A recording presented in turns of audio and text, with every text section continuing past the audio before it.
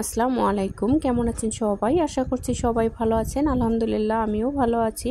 আমার হাতে লেবু আপনারা দেখতেই পাচ্ছেন। এই রাতে রাহা বায়না ধরেছে সে লেবু মাখা খাবে।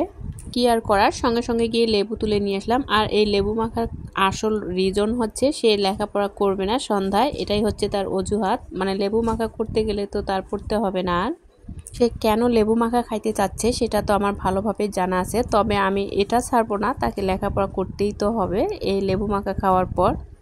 আমিও কয়েকদিন থেকে মনে মনে ভাবছি যে লেবু মাখা খাবো, লেবুগুলো পেকে যাচ্ছে। লেবু মাখা আমার খুবই পছন্দের একটা জিনিস, সেই সাথে রাহারও। লেবু আমার কেটে নেওয়া শেষ। আমি এখানে 2টা শুকনা মরিচ পোড়া দিয়ে নিয়েছি। এটা কিন্তু আমি কোনো তেলে ভেজে নেইনি, আগুনে পুড়ে নিয়েছি। তেলে ভেজে নেওয়ার চেয়ে পোড়া মরিচটাই সবচেয়ে লেবু মাখার জন্য ভালো হয়। আমি এখানে পরিমাণ মতো লবণ দিয়েছি, আর টক জাতীয় জিনিসের মধ্যে লবণ একটু বেশিই লাগে। আমার মরিচটা ডলে নেওয়া শেষ। এই পর্যায়ে আমি চিনি দিয়ে দেব। যেহেতু রাহা খাবে এখানে একটু চিনির পরিমাণ একটু বেশিই দেব, যেহেতু ছোট মানুষ। লেবু মাখা যে কতটা টেস্টি হয় আপনারা না খেলে বুঝতে পারবেন না। আমি এখানে শুধু লবণ, চিনি আর পোড়া মরিচই ব্যবহার করেছি, অন্য কোনো কিছু ব্যবহার করিনি। আমার কিন্তু লেবু মাখাটা শেষ। এই তো লেবু মাখার ফাইনাল লুক দেখতেই পাচ্ছেন, অনেক লোভনীয় লাগছে।